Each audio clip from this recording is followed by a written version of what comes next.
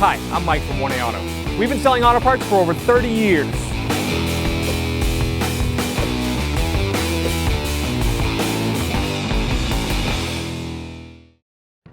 What we're going to do is remove that crank pulley bolt without using a special tool, but in the process we're going to ruin the alternator belt because we're going to loop the alternator belt around the crank pulley and then around the alternator pulley and then down, and it's going to kind of fold over itself.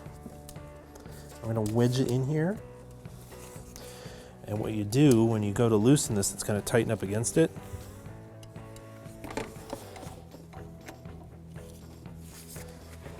And we're going to pull against it, break that free.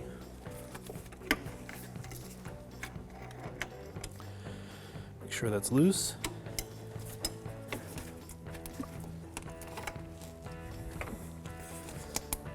And yep, the bolt is loose, so I can spin it out with my fingers.